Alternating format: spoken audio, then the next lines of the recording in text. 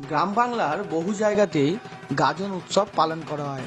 সেরকমই আমাদের হাওড়া জেলা তথা আমাদের হাওড়া শহরের বহু জায়গাতেই গাজন উৎসব পালন করা হয়। এরকমই একটি দৃশ্য আপনার সামনে তুলে ধরছি। দেখতে পাচ্ছেন বকুলতলা বাসস্ট্যান্ড সংলগ্ন থানা মাকুয়া পঞ্চায়েত এলাকার বাবা পঞ্চানন্দের মন্দিরে গাজন উৎসবের কিছু দৃশ্য। মূল সন্ন্যাসীরা ঢাকের তালে নৃত্য করছেন। বাবার কাছে যে মঙ্গল ঘট রয়েছে সেই মঙ্গল ঘট থেকে ফুল পড়লে তারপরেই ঝাঁপ এবং ঝাঁপের পরেই ব্রত শেষ হবে। দেখতে পাচ্ছেন বাবার অপূর্ব সুন্দর রূপ। থানা মাকুয়া পঞ্চায়েত এলাকার বাবা পঞ্চানন্দ দেখতে পাচ্ছেন বাবা বিরাজমান। এক পাশে ভোলে মহেশ্বর রয়েছে, আর এক পাশে গোপাল ঠাকুর রয়েছেন।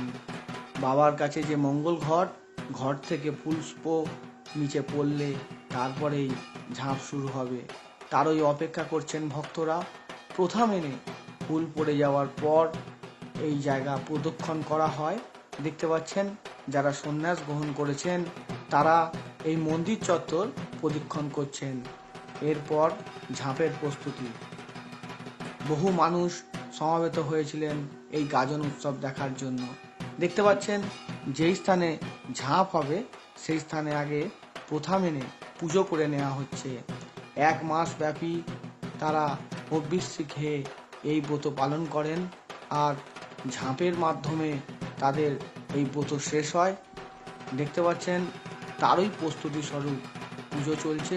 এখানে বেশ কিছু মা বোনেরাও এই সন্ন্যাস গ্রহণ করেছেন, তারাও রয়েছে এই ঝাঁপ দেওয়ার উদ্দেশ্যে, তারা দাঁড়িয়ে রয়েছেন। এখানে দেখতে পাচ্ছেন ঝাঁপ দেওয়ার আগে সন্ন্যাসীরা বিভিন্ন রকম ফল ভক্তদের উদ্দেশ্যে দিয়ে দেন। দেখুন ফল দেওয়ার পর তারা ঝাঁপ দিচ্ছে।